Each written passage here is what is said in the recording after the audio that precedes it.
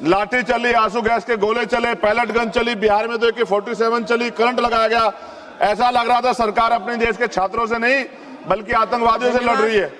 धन्यवाद माननीय सदस्य। सभापति जी 4 मिनट नहीं हुए अभी पूरे। अगर नहीं बोलने देना चाहता सदन तो बता दे। यहाँ 15-15 मिनट लोगों ने बोला, आप तय कर लो, कोई तो नियम होगा। अगर आप मना कर दी तो मैं इनको छोड़ देता हूँ, लेकिन अगर आप पूरी बात नहीं करने देंगे तो कोई बात नहीं। कंप्लीट कर लीजिए। धन्यवाद सभापति जी। ये 30 सेकंड चली गई, इनको आप ऐड करवा देना मैडम।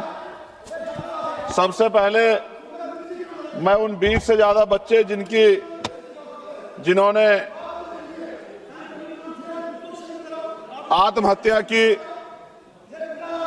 नीट की इस व्यवस्था से पेपर लीक जो हुआ उसके कारण, मैं उनको आदरांजलि पेश करता हूं और उनके परिवारों को प्रकृति संबल दे ऐसी कामना करता हूं।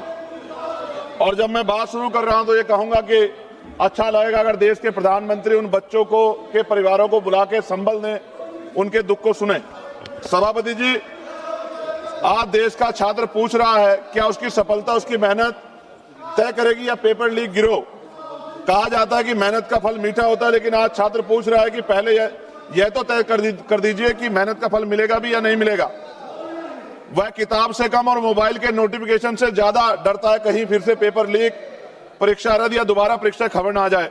सरकार कहती है सब नियंत्रण में, लेकिन अगर ऐसा है तो बार बार व्यवस्था विफल क्यों हो रही है।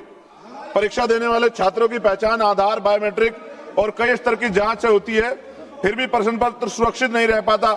यदि लाखों छात्रों की पहचान सुरक्षित की जा सकती है तो प्रश्न पत्र की सुरक्षा क्यों नहीं की जा सकती। पिछले कुछ वर्षों में NEET, UGC NET, CUT, JEE, UP में UP police constable, UP PCS, UP TET के पेपर लीक हुए हैं और तकनीकी गड़बड़ी, परीक्षा रद्द, मूल्यांकन विवाद और OMR और स्कैन कॉपी से जुड़ी शिकायतों ने लाखों छात्रों का भविष्य बर्बाद किया।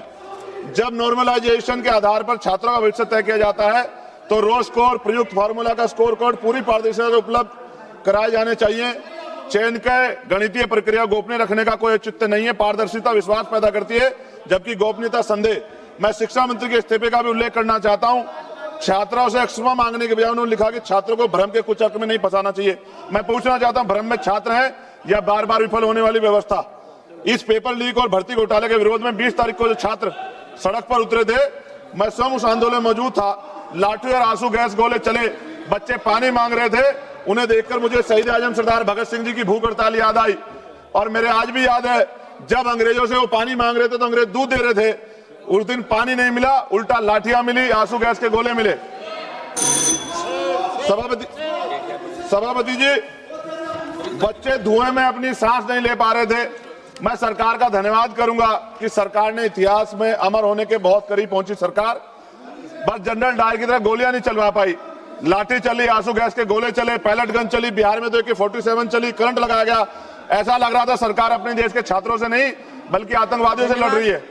धन्यवाद माननीय सदस्य। सभापति जी 4 मिनट नहीं हुए अभी पूरे। अगर नहीं बोलने देना चाहता सदन तो बता दे। यहाँ 15-15 मिनट लोगों ने बोला, आप तय कर लो, कोई तो नियम होगा। अगर आप मना कर दी तो मैं इनको छोड़ देता हूँ, लेकिन अगर आप पूरी बात नहीं करने देंगे तो कोई बात नहीं। कंप्लीट कर लीजिए। सभा की कार्यवाही कल दिनांक 29 जुलाई 2026 को 11 बजे तक के लिए स्थगित की जाती है।